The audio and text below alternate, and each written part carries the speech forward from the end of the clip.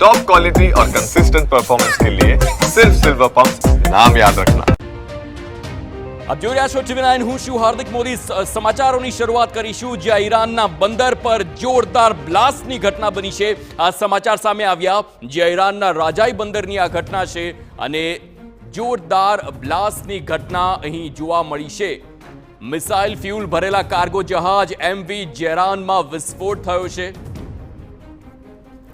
અને દુર્ઘટનામાં 281 લોકો ઘાયલ થયા હોવાના સમાચાર પણ સામે આવ્યા છે।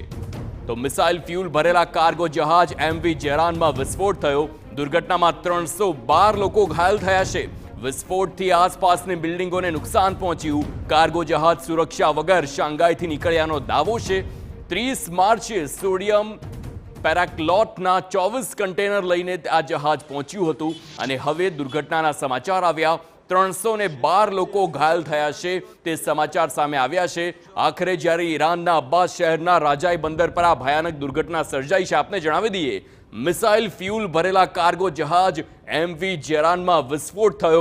સવાલ અહીં પણ ઉઠે છે કારણ કે આ જે જહાજ હતું તે મિસાઇલ ફ્યુલ લઈને આવતું હતું અને આ જે કાર્ગો જહાજ હતું MV જેરાન તેમાં વિસ્ફોટની ઘટના બની। દુર્ઘટનામાં 312 લોકો ઘાયલ થયા છે। વિસ્ફોટથી આસપાસની બિલ્ડિંગોને પણ મોટા પાયે નુકસાન પહોંચ્યું છે। કાર્ગો જહાજ સુરક્ષા વગર શાંઘાઈથી નીકળ્યાનો દાવો છે અને 30 માર્ચે સોડિયમ પરક્લોરેટના 24 કન્ટેનર લઈને આ જહાજ પહોંચ્યું હતું। આ દ્રશ્યો આપ જોઈ શકો છો જે પ્રમાણે દુર્ઘટના સર્જાઈ છે। આ બ્લાસ્ટ ખૂબ જ મોટા પ્રમાણમાં જોવા મળ્યો અને ત્યારબાદ 312થી વધુ લોકો ઇજાગ્રસ્ત થયા હોય તેવા સમાચાર સામે આવ્યા અને આસપાસની બિલ્ડિંગ અને વાહનોને પણ મોટા પાયે નુકસાન થયું છે। રાજાઈ બંદર પર આ ભયાનક દુર્ઘટના ઈરાનમાં સર્જાઈ છે।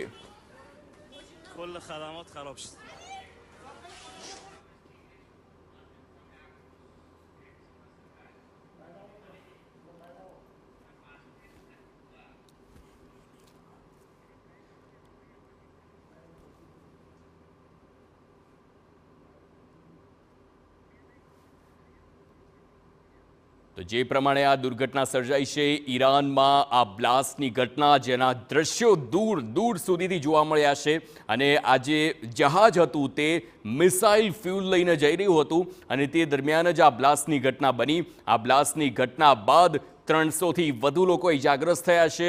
આસપાસના મકાનોને પણ નુકસાન થયું છે અને આપ જોઈ શકો છો અલગ અલગ એંગલથી જ્યારે અલગ અલગ લોકોએ તેના વિડીયો શૂટ કર્યા પોતાના મોબાઈલ કેમેરામાં, તેમાં બ્લાસ્ટની કેટલી તીવ્રતા હતી તે પણ જોઈ શકાય છે।